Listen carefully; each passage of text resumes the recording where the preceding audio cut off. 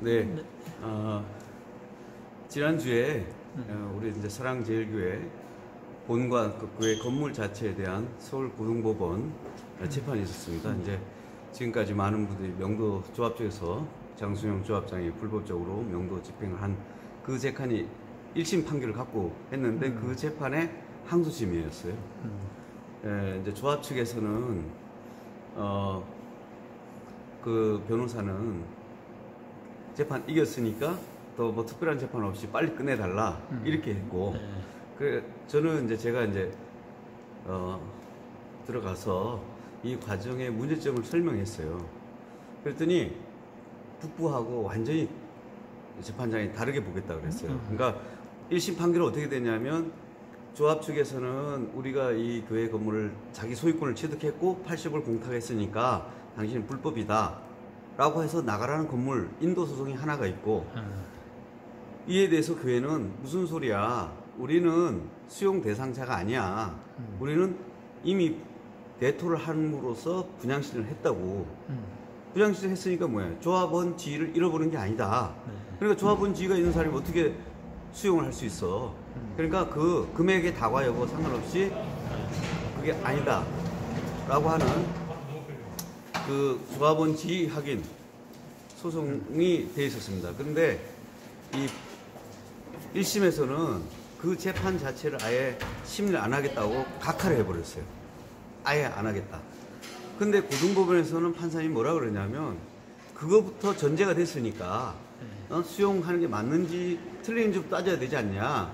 그래서 조합원 지위 확인을 재판하겠다 이렇게 된 거예요. 그래서 제가 그 2명의 증인 신청을 했었어요. 당시 조합 측의 총무이사였던 백순웅 총무이사와 그 다음에 교회 쪽 파트너였던 우리 황철구 장로님을 증인 신청하겠다고 했더니 검토를 하겠다 그랬어요. 그런데 그 조합 측에서는 둘 다 안 된다고 강력하게 반발했어요. 근데 재판장께서 신문상을 내라 그러고, 그걸 한번 그러면 분양실을 어떻게 했는지 확인해야 되겠다. 조합이 설립 인가 난 이후부터, 그리고 2013년 분양시정 과정, 그 다음 관리처분 인가, 그 다음에 대토 합의서 이런 과정에 대해서 한번 물어보겠다. 그러니까 고등법원 재판장 3분이 계신데 다 대등한 고등부장 판사들이 있어요. 근데 요 3분 다 판사님들이 그러면 한 사람을 채택하겠다라고 해서 당시 총무이사였던 백순웅 총무이사를 증인 채택을 받았습니다. 그래서 받아서 지난주에 이제 재판 기일이 목요일 재판이었는데, 그때까지도 조합에서는 극구 백순웅 장로가 교회 안수집사니까 안 된다라고 하는 취지로 계속 했었어요. 근데 제가 아니, 그 논리가 잘못된 것이, 그분은 교회 집사, 물론 교회 분도 맞다. 근데 교회 안에는 대의원도 교인 그 조합원도 있고, 그치. 또 조합원도 상당수고, 또 마찬가지 심지어 조합장까지 이 교회 다녔다, 집사였다. 그러면 그거로 그렇게 따지면 안 된다라고 했더니 재판장이 그대로 증언하겠다는 거예요. 그래서 증언을 했는데, 감사하게도 많은 분들이 기도했잖아요. 재판장 3분들이 확실히 알게 됐어요. 뭐냐면 그들의 논리는 아주 간단한 거예요. 2013년도 7월 달에 조합원들한테 분양 신청을 했어요. 그 분양 신청이 뭐냐면, 양식에 아파트하고 상가 분양 신청을 조합원들 대상으로 해라 라고 했는데, 교회가 거기 안 했다는 거예요. 근데 이 나오셔서 당시 총무이사였던 백순웅 장로에 대해서 재판장이 묻더라고요. 경력은 어떻게 언제부터 됐냐 그랬더니 추진위원장 2008년부터 시작했고 2010년도부터 2018년 12월까지 총무이사를 했습니다. 그랬더니 아, 그러냐고. 그러면서 이제 물은 거예요. 그러면 그 당시에 2013년도 교회는 왜 분양 신청 안 했냐. 그래서 교회 쪽에서 분양 신청을 하려고 했는데 양식이 없었어요. 그리고 그때 우리는 땅을 여기 교회 부지와 저 10- 그쪽 부지랑 맞바꾸로 하기로 한 것이 우리는 분양 신청으로 봤다 이거예요. 예를 들면 기존 조합원들은 어때요? 낡은 땅을 갖고 있잖아. 연립주택을 갖고 있으면 연립주택에 뭘 갖고 있어요? 땅 지분 갖고 있죠. 조금 있지만. 그 다음에 건물 지분을 갖고 있잖아요. 그걸 집어넣고 새로운 아파트의 지분을 받고, 그 위에 아파트 건물을 받는 거예요. 이 구조예요. 네. 그러면 같은 사업 부지 내에 사랑제일교회 땅 7,000평을 넣고 저쪽 땅을 바꾸기로 한 거다. 여기 아파트를 지어야 되니까 부지 내를 바꿔주는 거다. 라고 했으니까 우리는 분양 신청이었다고 얘기했고, 그래서 구청에 그 당시 총무이사가 확인해 보니까 양식이 없으니까 그냥 합의를 하라 그래서 그때 조합 그 분양 신청으로 우리가 사실상 봤다라고 했고, 그 다음에 두 번째로는 그리고 2016년 10월 달에도 부지를 딱 정해 또 줬어요. 다시 한번 확인해 줬고, 그리고 2017년 4월 달에 획기적인 판결이 하나 나왔어요. 그게 뭐냐면 이렇게 종교부지에 분양 신청을 안 했다고 해서 현금청산자로 분류하고, 현금청산자로 분류되면 어떻게 해요? 감정평가를 해서 감정평가된 금액을 가지고 어느 교회, 가락동 지역이에요. 그 교회가 우리 사랑제일교처럼 얼마 주는 걸로 하고 나가라고 들어갔더니 이제 관리처분 소송이 붙은 거예요. 근데 1심에서는 조합이 이겼어요. 근데 서울고등법원에서 2017년 4월 달에 획기적인 판결을 내려요. 그때 어떤 판결을 냈냐면, 이거 그렇게 하는 정확한 분양 신청을 제대로 안 했기 때문에 그 분양 신청은 무효다. 그래서 취소시켜버려요. 그게 2010년 4월이었거든요. 그래서 그 판결이 조합도 그렇고 교회 다 알았다고요. 그래서 그 시점에 그 직후인 석 달 후인 2017년 7월 달에 관리처분이 나거든요. 이 교회에 대해서. 그래서 그러면 왜 그때 안 했느냐가 또 핵심이었어요. 3개월 내에 취소시키면 바로 취소가 됐는데, 그랬더니 거기하고는 다르다. 거기는 종교부지에 지분이 없었다. 아예. 그러니까 지정된 종교부지 용지가 없었기 때문에 거기하고는 다른 거고, 사랑제일교회는 이미 서울시부터 이미 필지가 딱 정해져 가고 있어갖고 그거는 당연히 정해진 것이고, 단지 건축물에 대해서 평당 얼마만 지은 것만 정해진 거지 그 외에 안 정해진 게 없었다. 그래서 믿고 조합장과 총무이사가 매주 나와가지고 걱정하지 마라 라고 황철구 여기 장로님과 목사님한테 그 얘기를 늘 얘기를 한 거예요. 그래서 믿었기 때문에 안 했다 라고 자세히 설명해 준 거예요.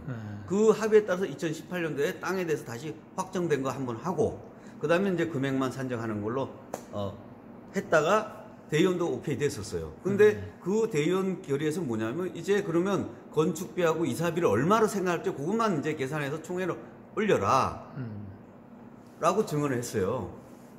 그리고 나서 2019년도 1월, 3월, 4월 세 번 협상하다가 그냥 깨져버린 거예요. 그리고 제안을 한 번 냈는데 안 하고 해버렸기 때문에 이거는 문제가 있다라는 식으로 증언을 했고요. 그리고 재판장님 제일 중요한데, 조합 그 구청에서 반대를 하고 뭐 금지한 것처럼 되는데 그게 무슨 말이냐고 다시 확인했어요. 근데 그것은 불허한 게 아니라 양식이 없으니까, 그거는 왜냐하면 상가 아파트만 하는 거기 때문에 양식이 없으니까 거기다가 교회 얼마 이렇게 쓰고 싶어도 쓸 수가 없었다라는 취지였다고 하니까 재판장님이 이해를 한 거예요. 그래서 저희가 이 소송은 뭐냐면 건물 인도 소송이잖아요. 네. 인도 소송이 있고, 그 다음에 우리는 조합은 지위 확인 소송이 있어요. 그러니까 조합은 지위 확인이 되면 어떻게 해요? 80억 소송 자체가 그 법적으로 불법이 되는 거예요. 그러니까 금액이 많냐 적냐가 아니라 대상자 아닌 자를 상대로 하게 되는 형태가 되는 거예요. 그래서 그 부분이 여러분이 많이 기도하셔가지고 고등법원에서 재판이 잘 됐습니다. 그래서 그 조합 측에서는 증인을 못하도록 했지만 재판장님은 들어봐야 되겠다. 그리고 북부에서와 달리 조합은 지위 여부터 지위가 맞느냐, 첫째. 그러면 지위가 맞으면 수용 자체가 불허가 되니까 그거 먼저 따져봐야겠다라고 해서 심리가 됐어요. 그래서 2월 25일 날 한 번 더 하기로 했어요. 그 잘 된 것 같고, 그 다음에 이제 또 한편으로는 인도 자체로만 봤을 때 조합 측에서는 여기가 등기부등본 하나만 가지고 여기가 사랑제일교 전체가 쓴다 이렇게 돼 있단 말이에요. 근데 구청에 우리가 성북세무서에 확인했더니 그 사용대차나 임대차 이런 게 와 있기 때문에 우리가 등록증을 다 내줬다. 그래서 재판부에서 그거에 대해서 이제 성구청에 이제 자료를 문서 보내라는 걸 채택해 줬는데 판사님이 아주 재밌는 얘기를 했어요. 아니 점유를 누가 하고 있는지는 원고가 입증해야 된다는 거예요. 우리가 틀리다고 하는 게 아니라 원고인 조합 측에서 네. 이 교회를 전부 사랑제일교회만 쓰고 있다는 걸 입증해야 된다는 거예요. 그 입증 다 했냐고 물었어요. 그 뭘로 입증했냐 했는데 등기부등본은 하나요.